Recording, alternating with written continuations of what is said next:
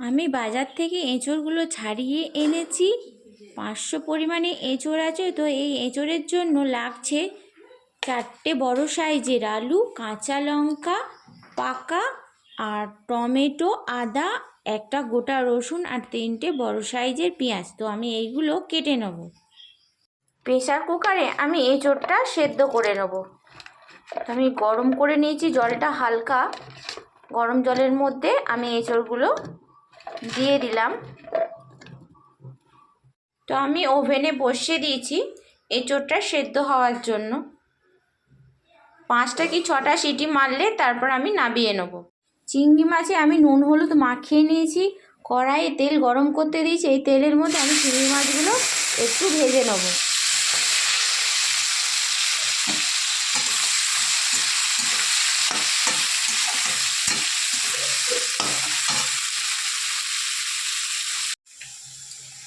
পেঁয়াজ, আদা, রসুন, কাঁচা লঙ্কা এইগুলো মিক্সারে আমি বেটে নেব। তো সব পেঁয়াজগুলো কিন্তু বাটবো না, আমি অল্প পরিমাণে পেঁয়াজ এখানে বেটে দেবো।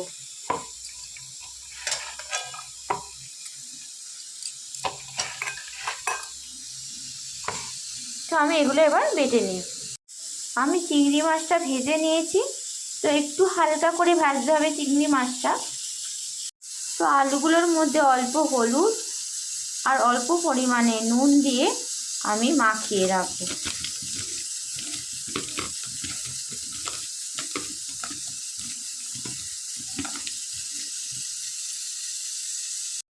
চিংড়ি মাছ ভাজার তেলের মধ্যে আমি আলুগুলো একটু ভেজে নেবো লাল লাল করে।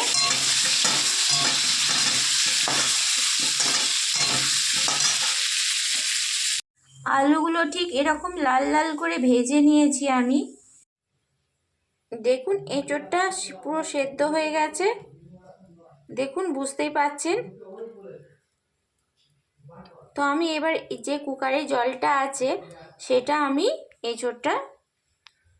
জলটা ঝরিয়ে নেব। তো কড়াই আমি একটু হালকা তেল গরম করতে দিয়েছি। তো আমি এঁচোড়গুলো এই তেলের মধ্যে একটু ভেজে নেব।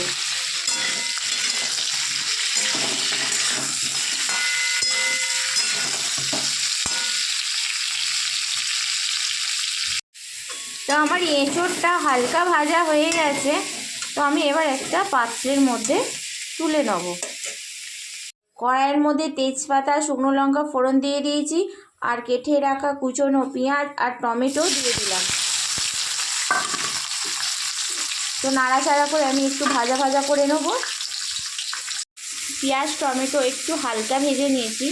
বেটে রাখা মশলাটা আদা রসুন পেঁয়াজ ও কাঁচা লঙ্কা বাটা আমি এর মধ্যে দিয়ে দেবো। দেওয়ার পর আমি 1 চামচ গুঁড়ো মশলা, হলুদ গুঁড়ো 1 চামচ ও স্বাদ মতো নুন দিয়ে দিলাম। দিয়ে বেশ কিছুক্ষণ আমি এই মশলাটা কষিয়ে নেব।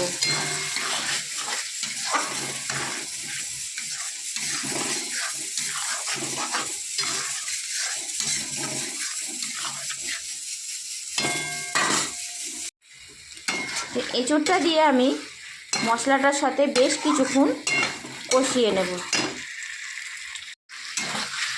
তো আমার এঁচোড়টা মশলার সাথে দিয়ে বেশ কিছুক্ষণ কষানো হয়ে গেছে। তো তেলও ছেড়ে এসেছে গা দিয়ে। এরপর আমি ভেজে রাখা চিংড়ি মাছটা এর মধ্যে দিয়ে দেবো। দিয়ে বেশ কিছুক্ষণ একটু কষিয়ে নেব।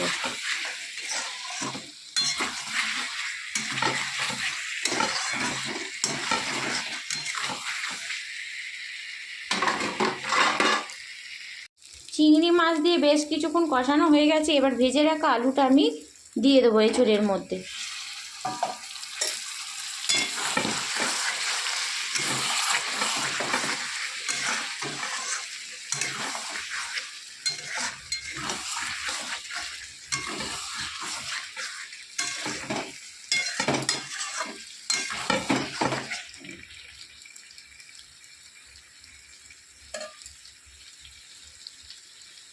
আলুটা দিয়ে বেশ কিছুক্ষণ কষিয়ে নেব। আলুটা দিয়ে বেশ কিছুক্ষণ কষানো হয়ে গেছে। এরপর আমি অল্প পরিমাণে জল দিয়ে দেবো।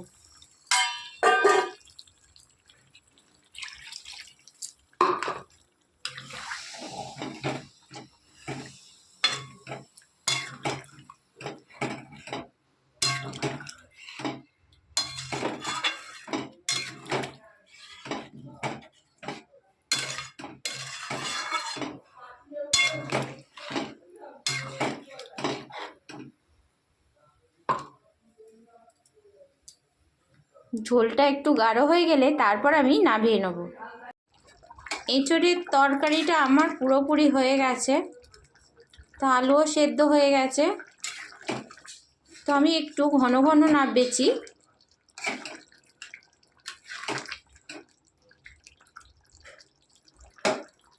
আমি এবার একটি অন্য পাত্রে ঢেলে নেব। এরপর আমি একটু এর মধ্যে গুঁড়ো গরম মশলা ছড়িয়ে দিলাম, আর তার মধ্যে 1 চামচ পরিমাণে ঘি দিয়ে দিলাম।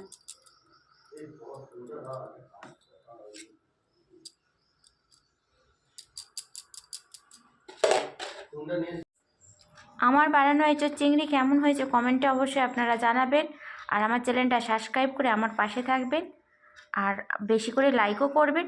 দেখা হবে অন্য কোনো রান্নার ভিডিও নিয়ে।